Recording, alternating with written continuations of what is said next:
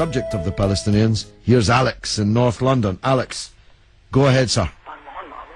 Hi George, I'm calling from North London. I've been listening to you for 3 months now. Okay. Never had the chance to speak to you. Okay. But I was just calling on. I was listening to you a couple of nights ago, and you were talking to these people, and they were saying that Israel, the Jews, did not have the right to gain Israel from the Palestinians. And I was just saying, throughout history, the Jews have been persecuted, obviously, from the Holocaust, and we were granted Israel as a result of this.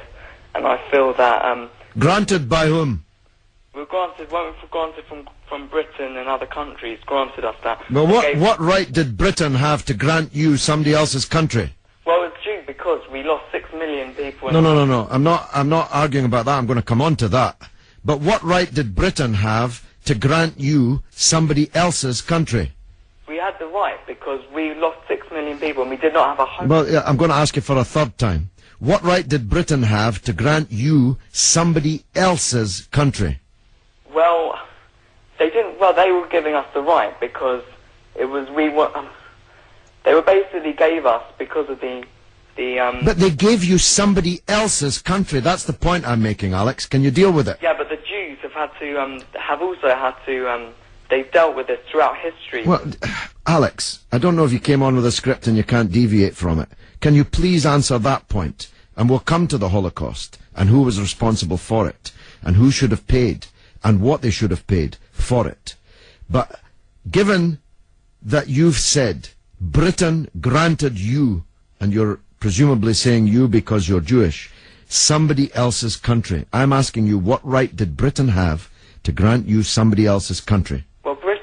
Britain, you could say they didn't have a right, but they came in and dealt with us and with the Jews having lost all these lives, and they basically granted us this land. Okay. Well, I see I'm getting nowhere on this, Alex, so let me deal with your overarching point. Maybe you're just not equipped to deal with the principal point that I have made.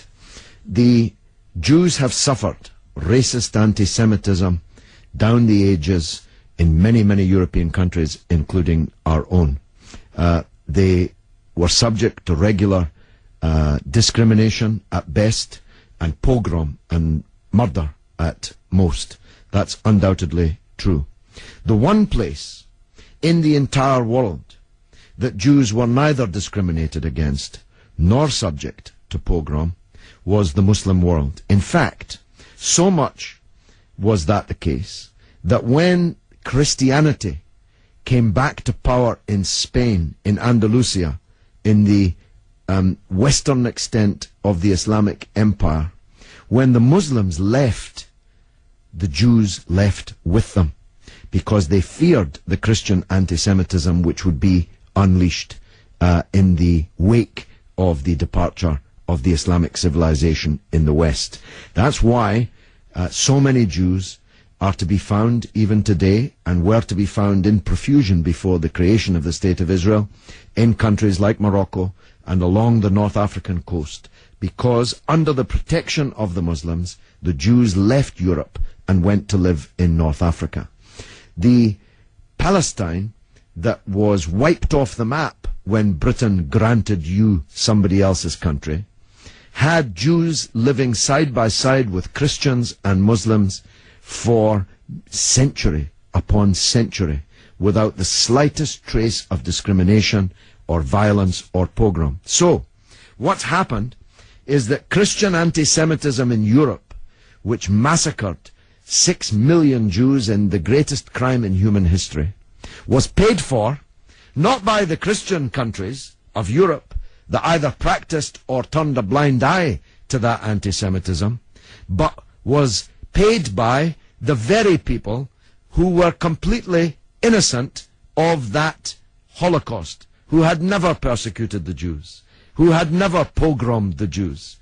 And that seems to me to add insult to the injury suffered by a people whose country was wiped off the map, who were dispersed into exile, to make way for a Zionist idea which was granted to European Jews, because these were the first settlers, granted to European Jews by Britain. And as you have singularly failed, 4 times I asked you, to acknowledge that Britain had no right to give away somebody else's country, one country giving to a second people, the land that actually belonged to a third people, it seems to me an all-round injustice, don't you think, Alex? Yeah, I agree that they didn't so much have the right, but they were stepping in after the Holocaust to grant it to the Jews. But it was long before the Holocaust that Britain stepped in. Britain stepped in 1917 with the Balfour Declaration made by the British Minister Balfour on our behalf to a group of atheistic Zionist Jews. I make the point about atheism because it's now claimed that this is some biblical land right, as if God was an estate agent. The men to whom Israel was promised were atheistic Jews. They were not only not speaking for all Jews, they represented at that time in 1917 a tiny proportion of the world's Jews. Most of the world's Jews supported communist or socialist parties and ideas at that time. The Zionists represented a tiny sliver of Jewish opinion at that time. Yet Balfour promised them the land which belonged to a third people, without consulting either the British or the world's Jews, and least of all, consulting the Palestinians. Okay, well, thanks very much for talking. Okay, Alex, thanks for listening, my friend.